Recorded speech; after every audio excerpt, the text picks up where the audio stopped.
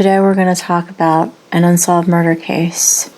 You may not know the name Amber Hagerman, but I'm willing to bet that your phone has blared with an Amber Alert at some point. Today we're going to talk about the tragic case that put that protocol into motion. Amber Rene Hagerman was born to Richard Hagerman and Donna Whitson on November 25, 1986. She was the oldest of two children. She had a younger brother named Ricky. According to her loved ones, Amber was a fun-loving child who was full of life. She liked being active and was known to enjoy riding her bike and spending time with her Girl Scout group. She was also seen as mature beyond her years, excelling at school, and acting as a second mother to her brother. As 1995 ended and rolled into 1996, her parents had since separated, with the children living with Donna. That year, Donna was working with local news channel WFAA on a documentary called From Welfare to Work that centered around her working towards her GED and turning her life around. As a result, the station's crew spent numerous weeks with the family. At the time of her abduction and murder, Amber was only 9 years old. On January 12, 1996, Ricky, Amber, and their mother, Donna, traveled to Arlington, Texas to visit their grandparents, Glenda and Jimmy Woodson. The next day, Ricky and Amber were given permission to ride their bikes outside, with their mother reminding them that they were not to venture more than 1 block away. Amber disregarded her mother's instructions and brought her brother to the abandoned Winn-Dixie grocery store, located 2 blocks away, in the 1600 block of East Abrams Street near Browning Drive. The pair rode around the parking lot, as it had a bike ramp commonly used by the neighborhood children, until around 3:10 p.m. After a while, 5-year-old Ricky began to worry about disobeying his mother and decided to head back to his grandparents' home, leaving Amber alone in the parking lot. Upon arriving home, he was asked by the adults where his sister was and revealed where they'd been. This prompted Jimmy to drive to the area. Around 3:18 p.m., 78-year-old retired machinist Jim Kevill was in his backyard, which backed into the parking lot of the abandoned grocery store, when he witnessed a man jump out of a pickup truck and grab Amber, who began kicking and screaming while being hauled into the vehicle via the driver's side door. The man then drove westward while Kevill called the police. Officers swiftly arrived on scene and found only Amber's pink bicycle. When asked to describe the suspect, Kevill recalled he'd been a Hispanic male between the ages of 25 to 40, who was about 6 feet tall, had a medium build, and dark hair, possibly black or brown. Kevill had also gotten a good look at the truck, which she described as a single cab, late 1980s, early 1990s, full-size, American-made model pickup, with a fleet side, a clear red window with no sliding window, a short wheelbase, and no striping. He said it appeared to be in good condition without any noticeable damage. Immediately, law enforcement and Amber's family began searching for the missing girl. More than 50 federal agents and area police officers were involved, searching the bush and countryside of North Texas, but were unable to locate her. In the hopes of getting Amber's information out to the public, Donna reached out to the local media and the FBI, and WFAA used footage from this documentary to publicize her image. Upon hearing of his daughter's disappearance, Richard contacted Mark Klass, whose daughter Polly had been abducted and murdered in Petaluma, California on October 1, 1993. Polly had been kidnapped while at a slumber party with 2 friends, and her body was located on December 4, 1993. A man by the name of Richard Allen Davis was convicted of first-degree murder and a host of other charges in relation to the case and was sentenced to death.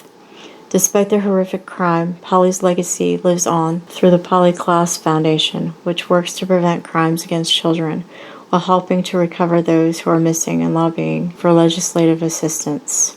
To show their support for the family, Arlington residents put up balloons and ribbons outside their homes.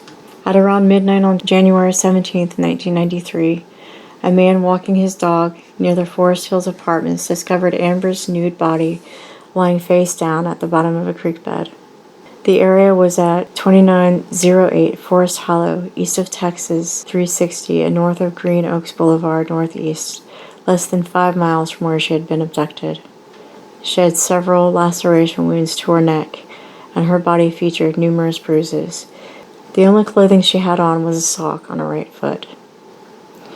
Investigators were able to identify the body by matching a thumbprint from Amber's school safety card. An autopsy revealed she had been kept alive for 2 days before being murdered, during which time she had been beaten and repeatedly essayed before having her throat cut.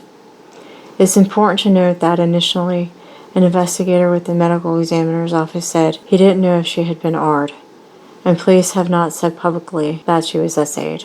After her death, her body was dumped in the creek, with recent thunderstorms washing it down the waterway. Due to her body having been in the water for a time, very little forensic evidence was available. It's believed much of it washed away. Amber's abduction is not the first kidnapping the Hagerman family has had to endure. 4.5 years prior, Richard's newborn granddaughter had been taken from a Fort Worth, Texas hospital.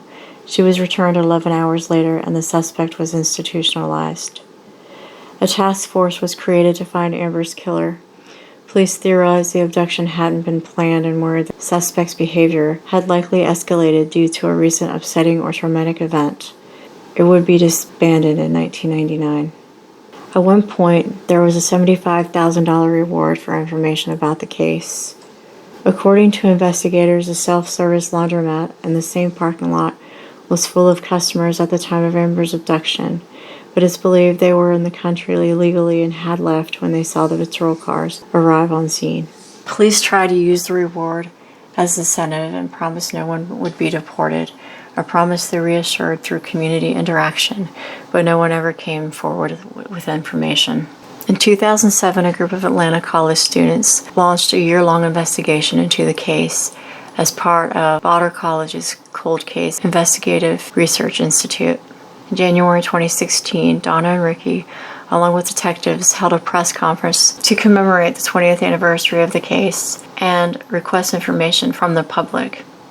That same month, Texas Governor Greg Abbott officially declared January 13th as Amber Alert Awareness Day to honor the family in their efforts to change the way the public and law enforcement agencies are notified of missing children. Investigators have looked into over 7,000 leads, and it's said that 2 or 3 still get called in each month. While no suspects have been identified, there are persons of interest who have ties to the community and/or past record of criminal acts. Police have kept in constant contact with the family and informing them when any information comes to their attention. There's hope new DNA technology could solve the case, with investigators looking to develop a DNA profile to make up for the lack of evidence they have. They plan to submit evidence for testing in 2021, which has previously been reviewed by the FBI. The revelation that such evidence existed was new information for the public, with those involved in the case refusing to go into specifics, saying it's something only they and the killer would be able to identify. At this time, they also released pictures of the creek where Amber's body was found, in the hope someone would recognize the scene and remember something.